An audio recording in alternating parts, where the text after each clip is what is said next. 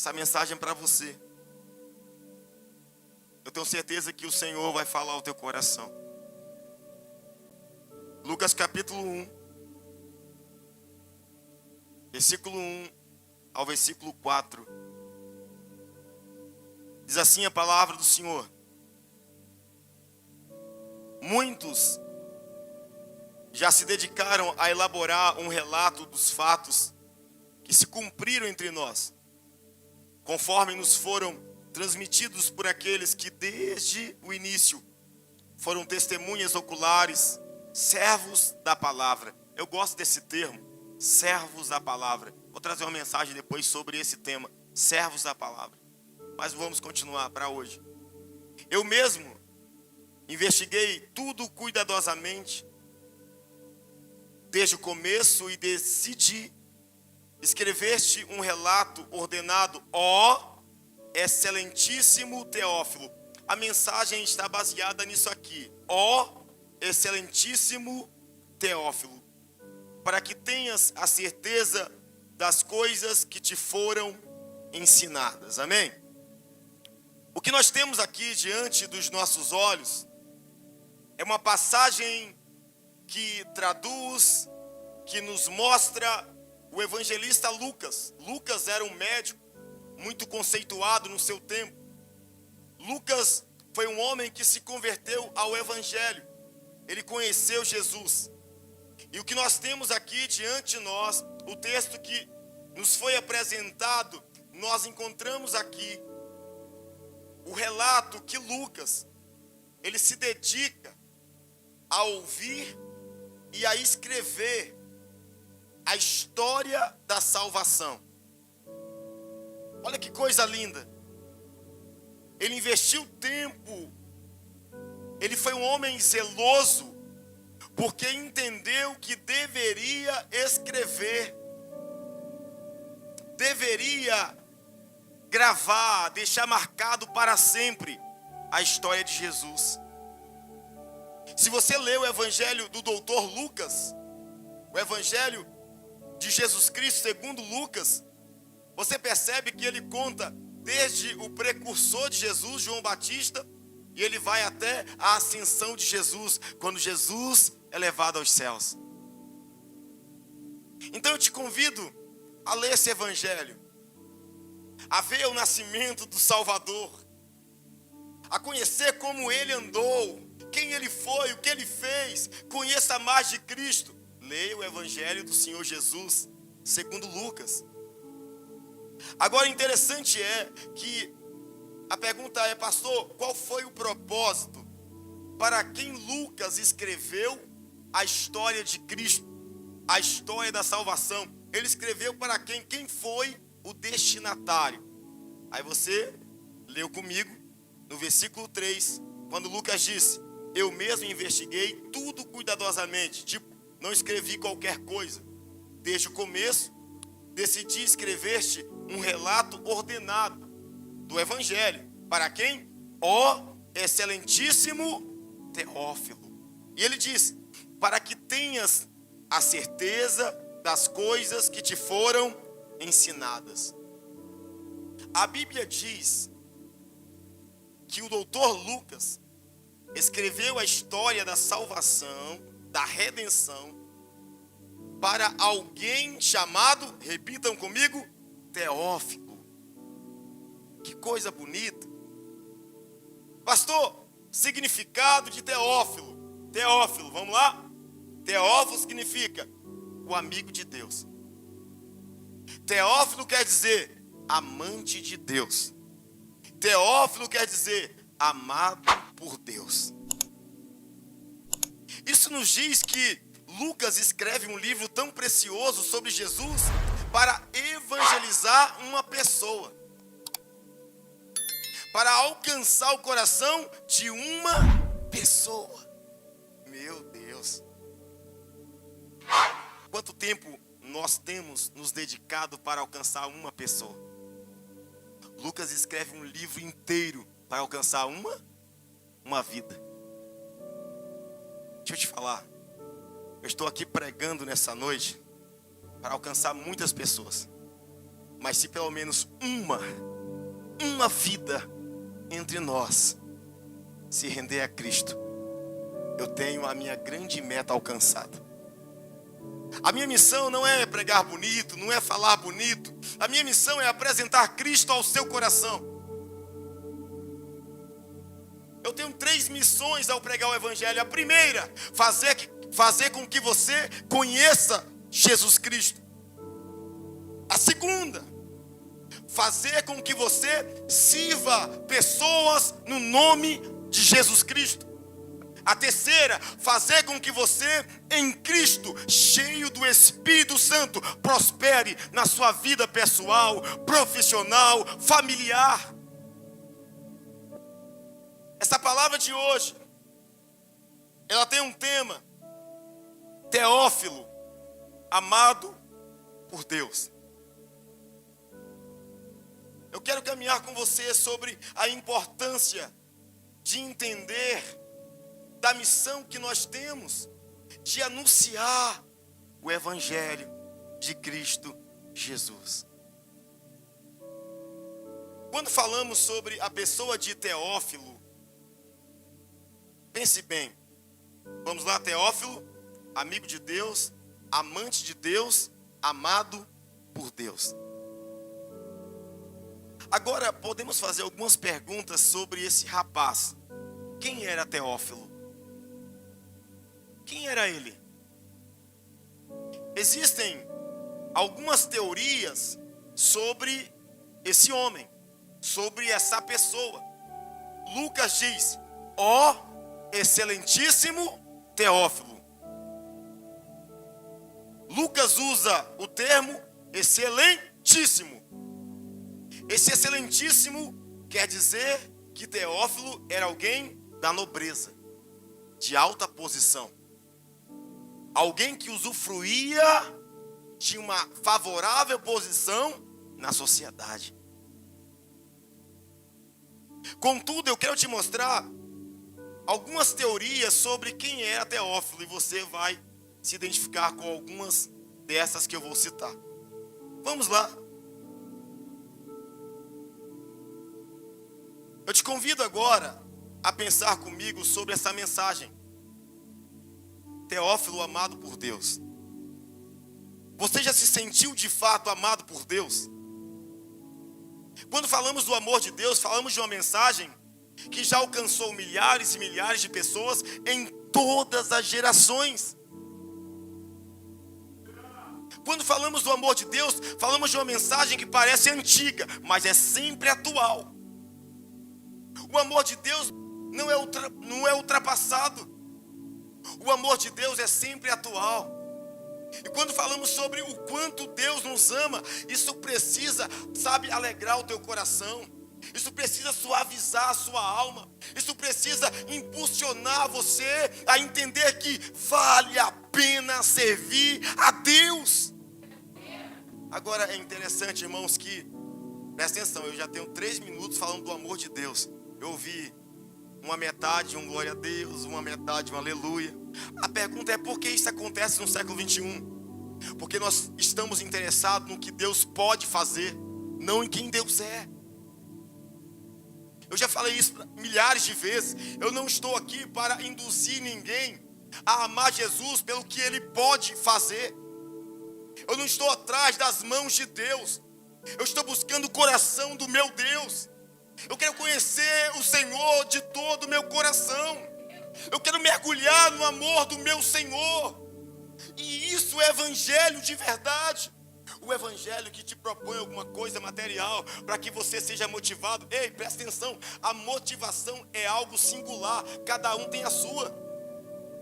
Talvez para alguém, se eu disser, vem para a igreja, Jesus vai te dar um carro. Para quem não tem carro, vai dizer: opa, beleza, eu quero. Mas se o carro quebra, a culpa é de Jesus. Agora, talvez tem pessoas que têm 5 carros na garagem. E você diz assim: Jesus vai te dar um carro. Ele fala assim: tenho 5, amigão. Por quê? Porque motivações é algo relativo. É por isso que nós precisamos nos firmar no amor de Deus. No amor de Deus. A mensagem que eu trago é uma mensagem sempre atual. Teófilo, amado por Deus. As teorias sobre Teófilo eu quero te apresentar aqui. E talvez você se identifique com uma delas. Será que você é um Teófilo hoje? Será que de fato você vai se encontrar como uma das teorias de quem esse homem foi? A primeira teoria: Teófilo pode ter sido um cristão influente. Olha que coisa interessante. Alguns dizem que Teófilo provavelmente foi um cristão influente, ou seja, um cristão que era conhecido socialmente, respeitado da sua época. E que Lucas queria então orientar um pouco mais esse cristão influente sobre quem? Sobre Jesus. Agora, essa é a primeira teoria. A segunda teoria é que Teófilo pode ter sido um novo convertido que precisava de instrução. Pense bem, Lucas escreve, vamos pensar então, um livro sobre Jesus para instruir um novo convertido, alguém que tinha acabado de entregar a vida a Jesus, mas que precisava conhecer mais do Senhor. É uma boa ideia, sim ou não? Uma boa ideia, um bom pensamento. Terceira teoria: Teófilo pode ter sido um incrédulo, cheio de questionamento, a fim de saber mais sobre a pessoa de Jesus. Quem sabe Teófilo era um incrédulo que dizia: Jesus não existe, igreja é furada, não vale a pena servir o Senhor. Então Lucas, vamos pensar, escreve esse evangelho para tentar evangelizar esse possível incrédulo. Essa também é uma boa teoria. Agora, a quarta teoria é que Teófilo foi provavelmente o patrocinador oficial do projeto literário de Lucas. Essa aí é legal. Teófilo provavelmente foi o cara que investiu financeiramente, que investiu a vida para publicar o Evangelho de Cristo, para que pessoas fossem alcançadas. Eu queria ser esse Teófilo aí. Teófilo poderia ter sido um homem generoso que olhou para Lucas e disse: Lucas, o que você tem é muito precioso, o que você carrega é muito poderoso, quero investir nisso aí. Eu vou patrocinar o Evangelho, eu vou te ajudar a ganhar vidas para Jesus, eu vou te ajudar a falar de Jesus para a maior quantidade possível de pessoas. Deixa eu te falar, essa quarta teoria é a mais aceitada pelos estudiosos. Teófilo foi um homem de coração aberto, que quando se falava da palavra de Deus, ele dizia: eu quero investir, eu quero evangelizar, eu quero ofertar, eu quero contribuir. Ou seja, Teófilo não era um mão de vaca. Ele é de fato um crente convertido. Agora percebe-se que esse Teófilo é diferente de alguns crentes da atualidade. Teófilo patrocinou a distribuição, a publicação e distribuição do Evangelho de Cristo segundo Lucas. Uma pergunta para nós, para ecoar nesse lugar: quanto você tem investido no reino de Deus?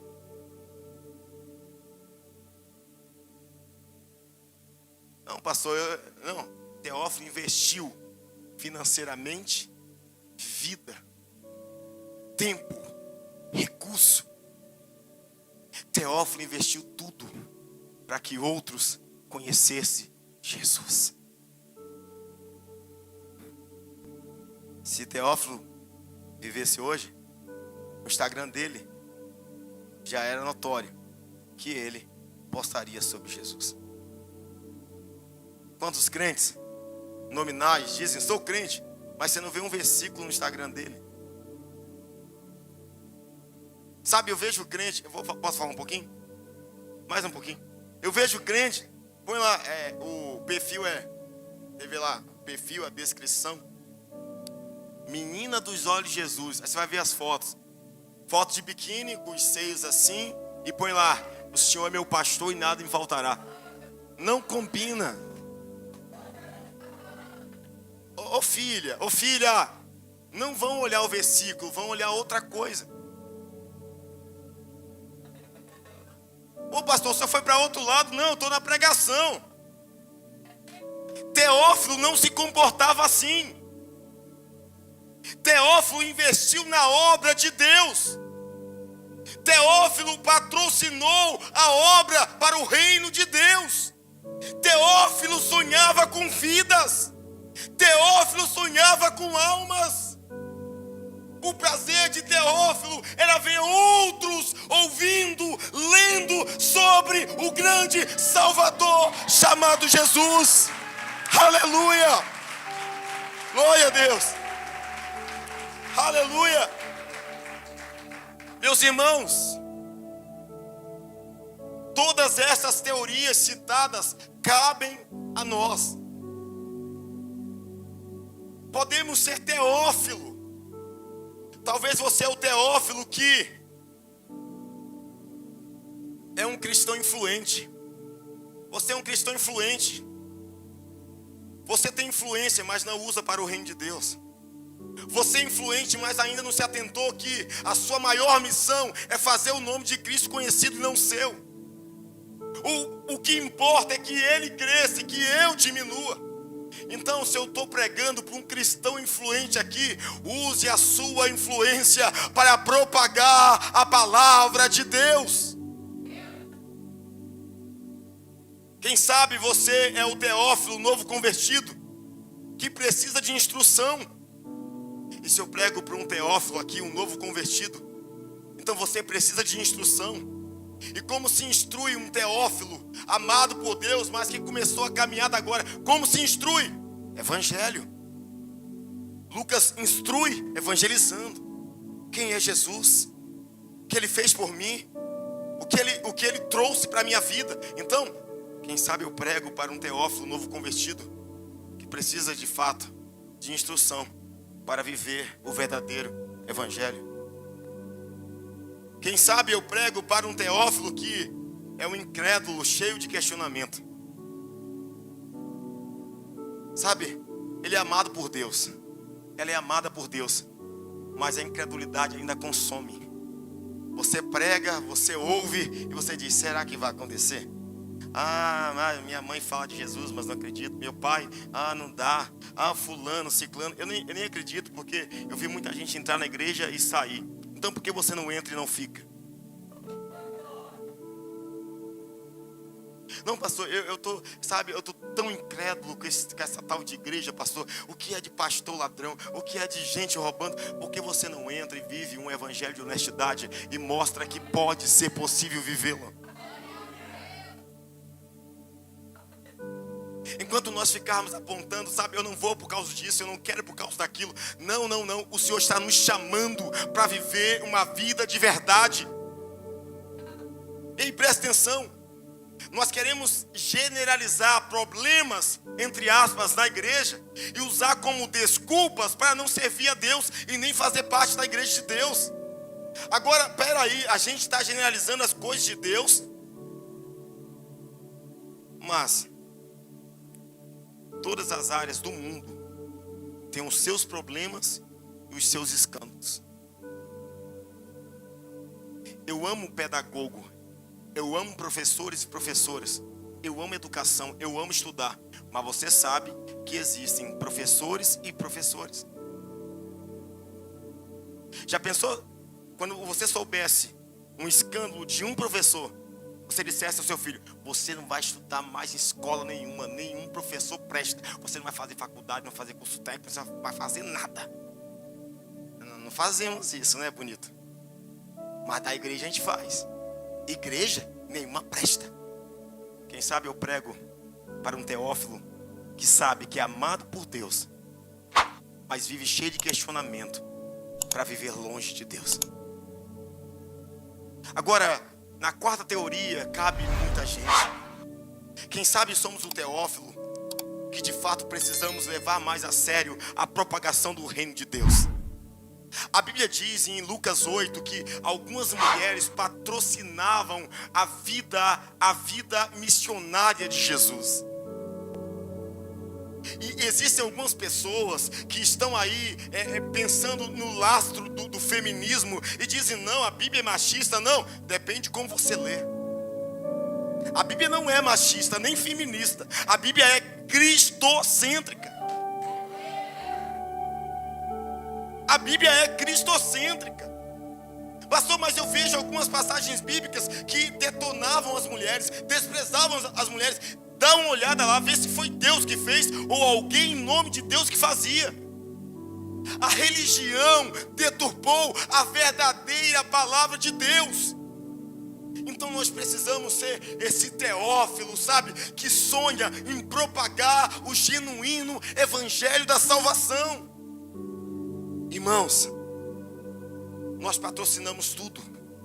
Não, pastor, não patrocina. Patrocina sim. Essa roupa que você está vestido, a única coisa diferente que dos famosos para os desconhecidos é que os famosos patrocinam, os famosos divulgam roupas, marcas, recebendo. Nós divulgamos roupas, pagando. Você não entendeu não, né? Você entendeu. O sapato que você calça, a roupa que você veste, sabe? O que você gosta, aquele móvel da casa que você gosta, então tem uma marca lá. A gente divulga pagando. Os famosos divulgam recebendo. Todos nós estamos patrocinando alguma coisa. Quando você assiste um programa de televisão e você continua ali assistindo um seriado, sabe, em outra plataforma, você está patrocinando aquele programa, aquela programação a ficar mais tempo no ar. Quanto mais você dá ibope, mais no ar aquele programa vai ficar. Ou seja, você está patrocinando. Só que nós não nos atentamos que a vida é assim. E quando falamos de evangelho, o que nós falamos? Estou quebrado, estou duro, não tem jeito, não dá para fazer nada. Ei, querido, Jesus disse que os sinais seguiriam aqueles que crerem. Se você crê, o sinal da prosperidade de Deus vai seguir você. A Bíblia diz que aqueles que estão nas promessas de Deus não correm atrás das bênçãos, mas as bênçãos correm atrás de você. Deus está nos chamando para viver algo maior, algo melhor, algo muito superior. Nós precisamos entender que somos Teófilo, patrocinadores do reino de Deus. Aleluia. Somos patrocinadores do reino de Deus, amém? Você é amado. Você é um Teófilo. Você é um Teófilo. Você é amado por Deus. E quando nós somos amados por Deus, nós temos que aprender algumas verdades. Alguns estão apostando em um amor superficial, em um amor vulgar, em um amor libertinoso que aceita tudo. Não, está errado. Em Hebreus diz que o pai disciplina o filho que ama. Em Hebreus diz que se um filho não é corrigido, então ele não é filho legítimo. Quem ama, corrige.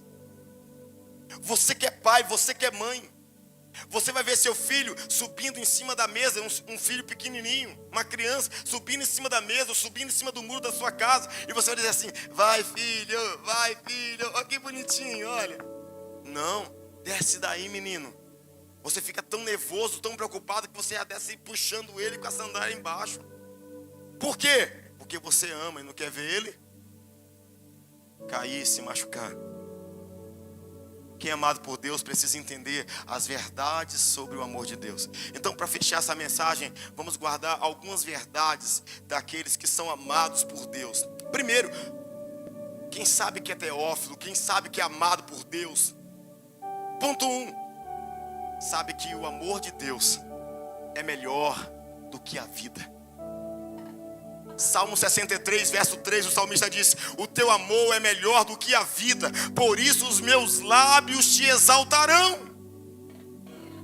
Se sabemos que somos amados, então entendemos que o amor de Deus é melhor que a vida.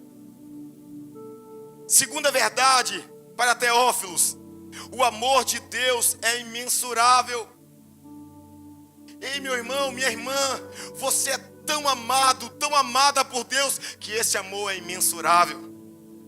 João 3,16 diz: porque Deus amou o mundo de tal maneira que deu seu único filho para todo aquele que nele crê, não pereça, mas tenha vida eterna. O amor de Deus é imensurável, é de tal maneira.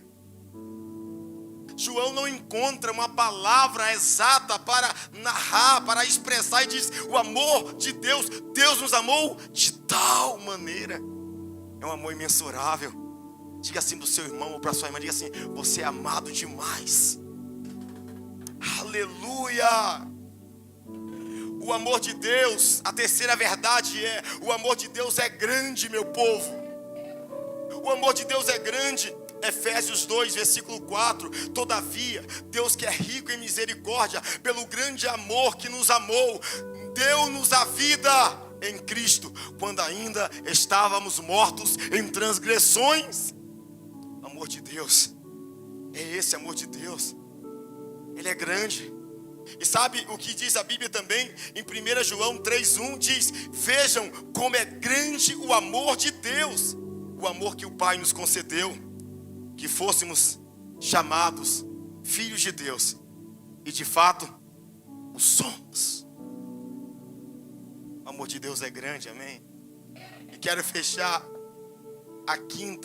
a quarta verdade. Diz: o amor de Deus foi demonstrado, irmãos.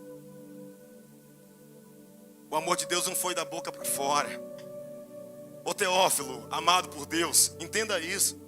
Você não foi amado a troco de bala. Você não foi amado com uma canção. Tem muita gente cantando amor, mas não vive amor. Tem muita gente cantando amor, mas já teve 300 mulheres e diz assim: não, essa é a mulher da minha vida.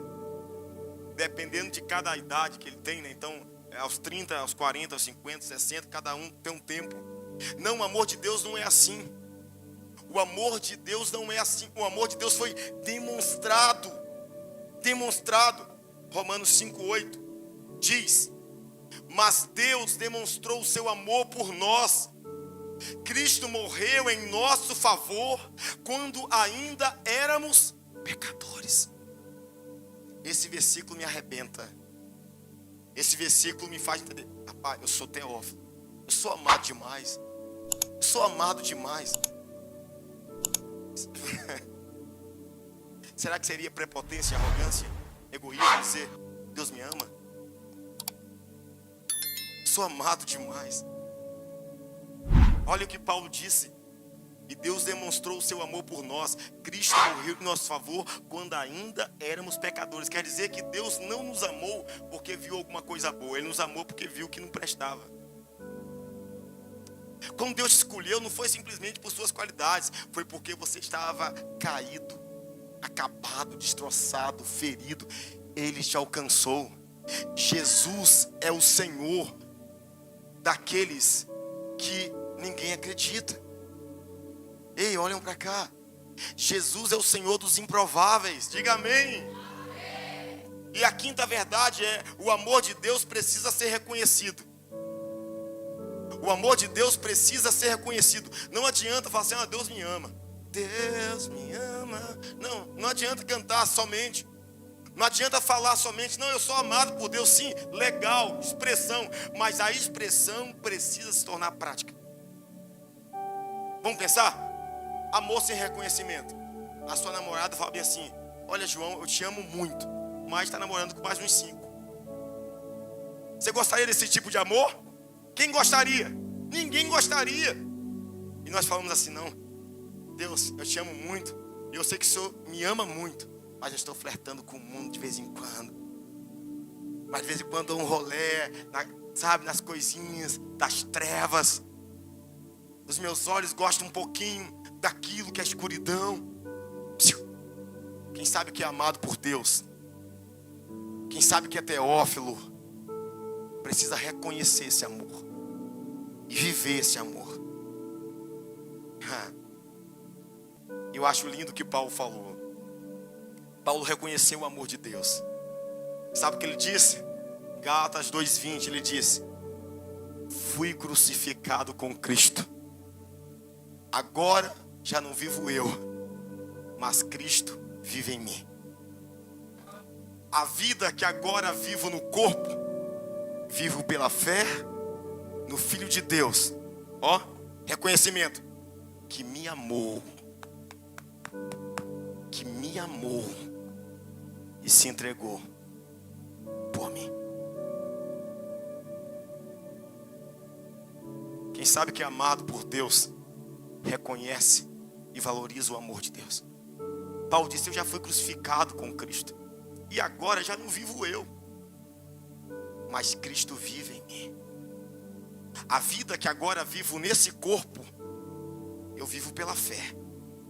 O Filho de Deus, que me amou e se entregou por mim.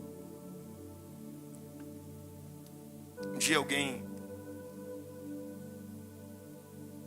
que estava arrumando desculpas e motivos para se afastar de Deus, isso se chama apostasia, se afastou do Senhor, foi para o mundão, foi para longe de Deus. E a primeira conversa que eu tive com alguém, eu ouvi: não, pastor, agora eu posso ser quem eu sou. Eu falei: você conhece Gálatas 2:20? Eu já li, mas você nunca entendeu. A proposta do amor de Deus não é para que você viva para você mesmo, mas é para que você viva para o próprio Deus. A proposta do chamado de Deus, Paulo entende dizendo assim: já fui crucificado com Cristo. Tipo assim, eu morri com Ele. E agora não vivo mais eu. Ou seja, não vivo mais eu de egoísmo, eu de humanismo, eu de achismo. Mas Cristo vive em mim. Cristocêntrico. A verdade que liberta, o amor de verdade. Mas Cristo vive em mim. A vida que eu vivo nesse corpo. Porque quando você recebe Jesus, você não vai arrebatado no mesmo tempo. Você ainda está num corpo. E Paulo disse: a vida que eu vivo no corpo, eu vivo pela fé no Filho de Deus, que me amou e se entregou por mim. Você pode aplaudir o Senhor bem forte? Aleluia. Aleluia. Eu quero te convidar a ler comigo uma frase linda. Vai estar aí a frase do Spurgeon. Spurgeon para mim é um dos meus pregadores preferidos da antiguidade. Spurgeon disse bem assim: nenhum de nós ama os homens como Cristo os ama. E se juntássemos o amor de todos no mundo, de coração terno, formaria apenas uma gota, comparado com o oceano de compaixão de Jesus. Somos todos Teófilo.